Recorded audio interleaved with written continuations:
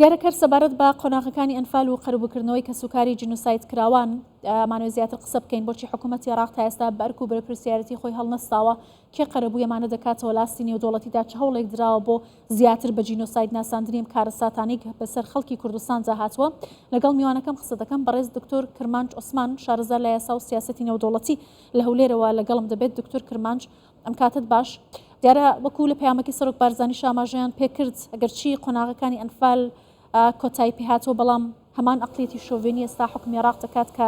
دەستدا خەڵکی کوردستان ناپارێزێت. بۆچی بەم شێوازە مامەڵە لەگەڵ کوردستان دەکرێت بە قەرەبووی کە سوکاری ئەنفال کراوانیش ناکرێتەوە؟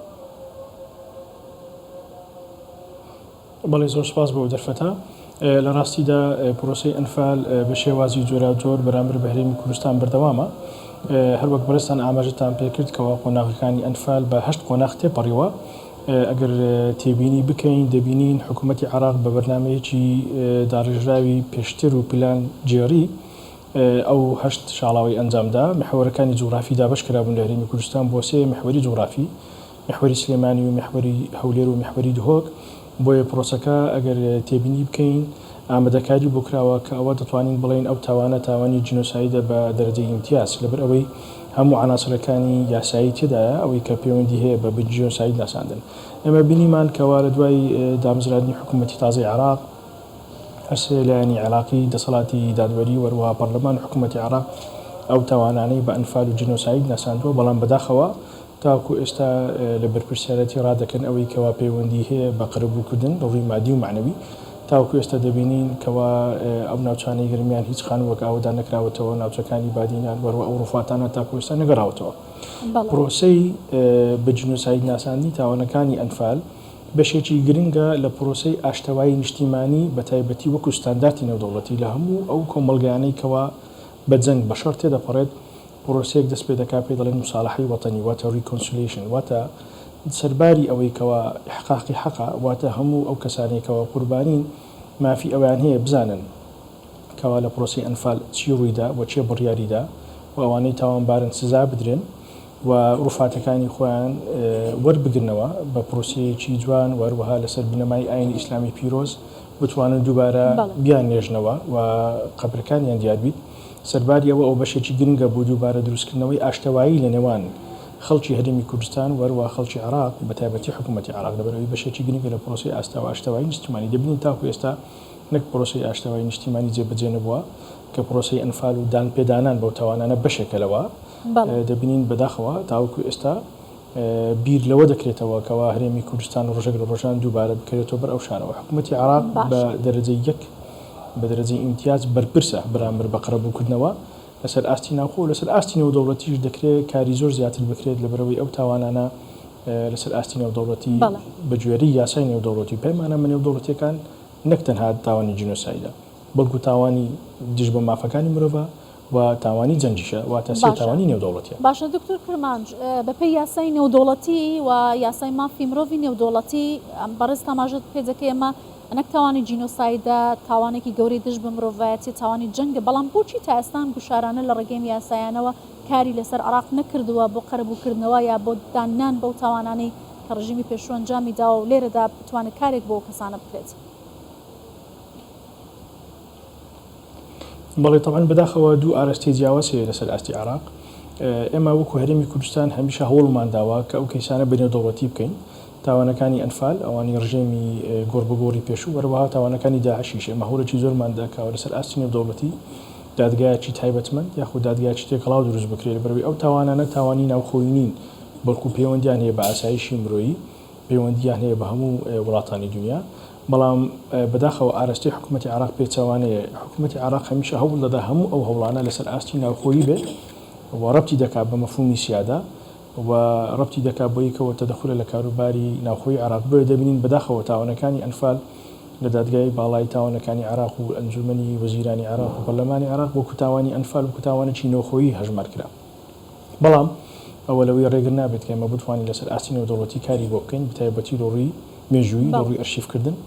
وەرەوە لە ڕووی لۆبیکردن لەسەر ئەو بابەتە. سەرباری ئەوەش ئەگەر بەڕێستان ئاماژەتان پێکرد لە سەرەتاکە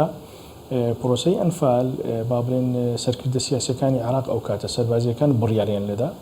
و سوپای عراق جێبەجێ کرد بەڵام داڕێژەری بیری ئەو جینۆسایدکردنا ممکنە تاکو ئێستا دەربازی بۆ لە سزادان تاکو ئێستا نەگیراوە بێ لەسەر ئاستی نێودەوڵەتی هەموو ئەو کەسانەی کەوا دەستیان هەبوو لەو پرۆسەیە یاخود ئەو کۆمپانیا نێودەوڵەتانی کەوا چەک و تەقەمەنیان بۆ عراقدا بین کردووە دەکرێت سکاڵایان لەسەر تۆمار بکرێت لەبەرەوەی ئێمە مەبدەیەکی یاساییمان هەیە ئەجەڕا ئەم لا تەسقط بتەقات و واتە هەرچەندە کات تێپەڕی بەڵام ئەو تاوانانە و تاوانبارەکان نابێت دەربازیان بێ لە سزادان بەڵکو دەبێت سزا بدرن کەواتە لەسەر ئاستی نێودەوڵەتی دەکرێت هەرێمی کوردستان بە ئاراستەیەک کار بکات بە تایبەتی وەزارەتە پەیوەندیەکانی هەرێمی کوردستان کە هەرچەندە حکوومەتی عراق ڕێگرا بەڵام ئێمە دەبی لە هەوڵەکان بەردەوام بین چونکە نمونەی زۆرمان هەیە وەکو جینۆسایدی بۆسنە و هەرزگۆڤینە جینۆسایدی ڕواندا و جینۆسایدەکانی تریش کە چۆن لەسەر ئاستی لۆبیکردن توانیان لەسەر ئاستی نێودەوڵەتی باشە دکتۆر بۆچی ئەو جینۆسایدانە کە بەسەرەوە نەتەوانە هاتوون ئاماژەتان پێ کرد کە حەجمی کارەساتەکانیان هەندێک ئەم کارەساتی کە بەسەر گەلی کوردستان هاتووە گەورە نییە بەڵام لە ئاستی نێودەوڵەتی دادانی پێدانراوە لەبەرەوەی تەنیا دەوڵەت نین بەڵێ خاڵی یەکەم بەداخەوە لە بەرەوەی هەرێمی کوردستان دەوڵەت نییە ئەوان دەوڵەتن ئەگەر ئەوانیش دەوڵەت نەبن بەهۆی ئەو تاوانانەوە توانیان دەوڵەتی خۆیان بەدەست بێنن بۆ نمونە باشووری سوودان بۆی جینۆسایدەکانی سوودان توانی ببێتە وڵاتێکی سەربەخۆ جیابێتەوە بە هەمان شێوە دوای نەمانی یوگۆسلاڤیا پێشوو کە هەڵوەشایەوە بۆسنیا و هێرزگۆڤینیا یاخود کۆسۆڤۆ ئەوانی سەربەخۆی خۆیان بەدەستێنا خاڵی یەکەم ئەوەیە لەبەر ئەوەی لەسەر ئاستی نێودەوڵەتی ئەوانە دادگای کران واتە دادگایکی نێودەوڵەتی تایبەتمەند دامەزرا کە بە دادگای لاهای دادگاکانی لاهای با بڵێن ناسراون و ناوبانگن خاڵی دوێمیش ئەوەیە لە ڕووی لۆبیکردن بە ئارەستەیەکی تر ئەوان کاریان کرد لەسەر لۆبیکردن بۆ نمونە لە حکوومەتی بەریتانیا لە ڕۆژی جێنۆسایدکردنی خەڵکی کۆسۆڤۆ یەک ڕۆژ دیاری کراوە لە بواری پەروەردە کە هەموو قوتابخانەکانی بەریتانیا ئەو یادە دەکرێتەوە تەمەنەوە بۆ لۆبیکردنی کۆسۆڤۆ یەکان بوو لەسەر ئەو بابەتە بۆیە دەکرێت بڵێن بەداخەوە لەبەرەوەی هەرێمی کوردستان لەسەر ئاستی نێودەوڵەتی دادگای بۆ دانەمەزرا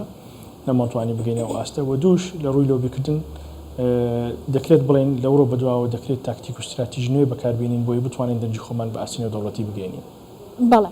دکتۆر کرمانج دیارەکە ئەگەر ئەو تاوانە وەکو حکوومەتی عێراق دەڵێت تاوانێکی ناوخۆییش بێت بەڵام دەکرێت کە قەرەبووی ئەو کەسانە بکاتەوە کە زەرمەندی دەستی تاوانەکانیان فال بوون بە تایبەتی کەسوکار و بنەماڵەی و کەسانێک کە ئێستا لە ژیانجا ماون بەڵام حکوومەتی هەرێمی کوردستان هەرچەندە حکوومەتی عێراق ئەرکدار دەکات ئەو جێبەجێی ناکات بۆچی خۆی دەدزێتەوە لە بەرپرسیارەتی بەرامبەر بەو تاوانانی کە دەرهەق بە خەڵکی کوردستان کراوە. بەڵێ بەتەکیت قەرەبووکردن بەرپرسیارەتی سەرەکی دەگەڕێتەوە سەر حکوومەتی ناوەند و پێویستە حکوومەتی عێراق لە بودجەی ساڵانە کە یاسای بودجە ئامادە دەکرێت بە فەقەرێک بە بڕگەیەکی تایبەت باس لە قەرەبووکردن بکاتەوە جا قەرەبووکردنی مادی یاخود معنەوی هەموو ئەو جۆرە قەرەبووانە وەکو ئەوی لە قانون دەڵێ ئیعادەة الحال إلى ما كان عليه واتە دەبێت ئەو گوندانە ئاوادان بکرێنەوە هەموو ئەو کەسانەی کەوە مەڕووماڵات و بەروبوومی کشتتوکاڵیشیان لەدەستداوە بە ئەجر مثلیش واتە چەندین ساڵ دەخرسێنرێت ئەگەر بەروبوومەکەی ساڵانە چەندی دەبی بووی بگەڕێتەوە ئەوە دەکرێت هەمووی بکرێتەوە دۆسیا طبعا بەداخەوە حکوومەتی عێراق لە ڕووی سەروەری یاسا تاوەکو ئێستا لەسەر ئەو بابەتانە پابەندە تەنانەت دوای لەسەردارەدانی دیکتاتۆری سەدام هەر هەوڵیاندا دادگاکار هەڵوەشێنەوە بچووکیان کردەوە لەسەر دادگای تیرۆ تەنها کەیسەکانی دیتۆر دەبینێت بەڵام ئێمە وەکو هەرێمی کوردستان دەبێت هەموو ئەوانی کە قوربانین داوا تۆمار بکەن بۆی بتە داوای یاسایی بە شێوەیەکی فەرمی و لە هەموو حکوومەتەکانی داهاتوو و دەکرێت بکرێتە خاڵێکی گرنگی دانوچان لەگەڵ حکوومەتی عێراق قەڕەبی و خەڵکە بکرێتەوە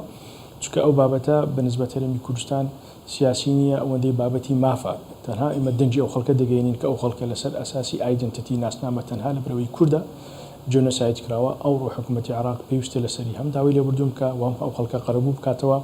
بە شێوەیەکی یاسایی بۆی خەڵک بتوانێت باوەڕی بە حکوومەتی عێراق بێ لە داهاتوو و باوەڕی بۆ هەبێت کە جارێک تر جێنۆساید ناکرێتەوە و لە بۆ نەوەکانی داهاتووش لە ڕووی مێژووی وەروە لە ڕووی ئەرشیف و مۆزەخانە و تاوانانە بە زوندی بمینێتەوە کە وەگەلی کورد تووشی با بڵێن تاوانێکی نێودەوڵەتی بوویتەوە لەسەر شوناس و ناسنامەی خۆی. بەڵێ بەڕێز دکتۆر کرمانج عوسمان شارەزای لە یاسا و سیاسەتی نێودەوڵەتی زۆر سوپاس کە لە هەولێرەوە لەگەڵ کوردستان 24